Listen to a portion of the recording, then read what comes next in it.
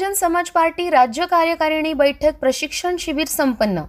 महाराष्ट्र विधानसभा निवडणूक 2024च्या पार्श्वभूमीवर बहुजन समाज पार्टी महाराष्ट्र राज्याच्या वतीनं बहुजन समाज पार्टी राज्य कार्यकारिणी बैठक प्रशिक्षण शिबिर नुकतंच रोटरी क्लब गंजमाळ नाशिक येथे संपन्न झालं।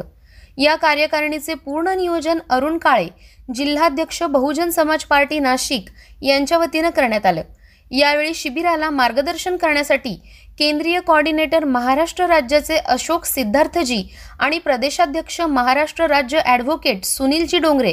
प्रदेश सचिव रामचंद्र जाधव आणि प्रदेश महासचिव इंजिनियर शांताराम तायडे हे उपस्थित होते। यावेळी महाराष्ट्रभरातून आलेल्या बहुजन समाज पार्टीचे कार्यकर्ते, पदाधिकारी यांचा शिबिर प्रसंगी नाशिक जिल्ह्याचे जिल्हाध्यक्ष अरुण भाऊ काळे आणि नाशिक कार्यकारिणीच्या वतीनं सत्कार करण्यात आला।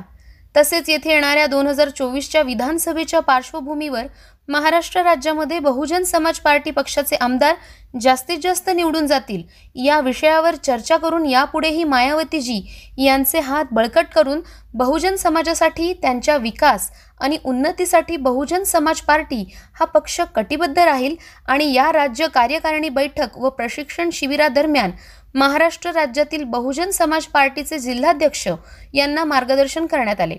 हे संपूर्ण शिबिर यशस्वीरित्या पार पाडण्यासाठी डॉक्टर संतोष आहेर, रामदास जाधव, कयूमभाई पटेल, आरिफभाई मंसुरी यांच्यासह महाराष्ट्रभरातील बहुजन समाज पार्टीचे पदाधिकारी आणि कार्यकर्ते यांचे सहकार्य लाभले। आज बहुजन समाज पार्टी महाराष्ट्र राज्याच्या वतीनं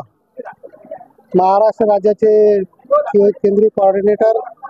तथा माजी खासदार अशोक सिद्धार्थ साहेब, त्याचप्रमाणे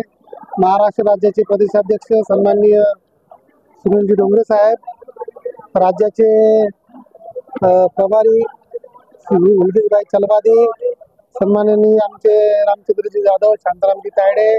त्याचप्रमाणे विक्रमजी गायकवाड आणि महाराष्ट्र राज्यातून सर्व पदाधिकारी, जिल्हाध्यक्ष आणि विधानसभा पदाधिकारी मोठ्या संख्येने नाशिक येथील रोटरी क्लब या ठिकाणी कार्यकर्ता बैठक आणि प्रशिक्षण शिबिराचे आयोजन करण्यात आले। त्या शिबिरामध्ये सन्माननीय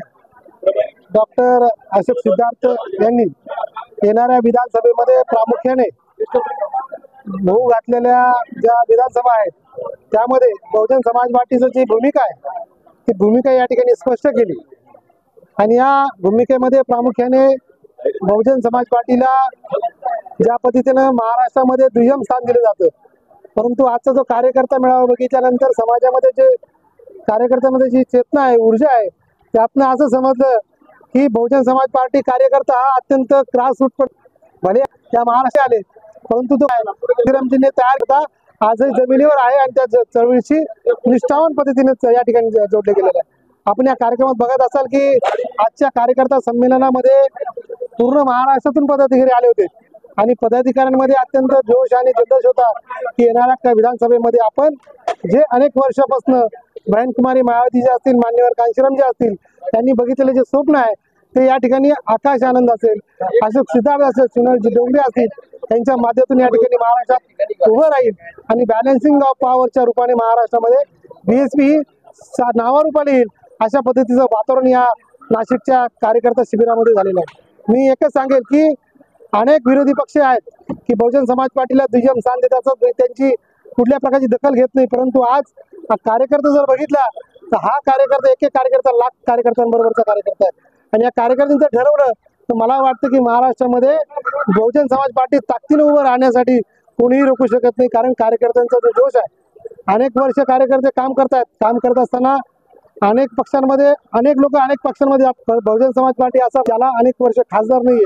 महाराष्ट्रामध्ये BSPचा कार्यकर्ता त्या ठिकाणी बघतोय की येणाऱ्या काळामध्ये कुठले ना कुठले स्वप्न महाराष्ट्रात पूर्ण होऊ शकतं आणि मान्य कांशीरामजी म्हणायचे की होऊ शकत आहे आणि होऊ शकतची लहर या महाराष्ट्रामध्ये निर्माण होण्याकरता ही नाशिकची भूमी, ज्या भूमीमध्ये डॉक्टर कराने काळाराम मंदिराचा सत्याग्रह केला, या ठिकाणी येवल्याच्या मुक्तिभूमीमध्ये धर्मांतराची घोषणा केली, ज्या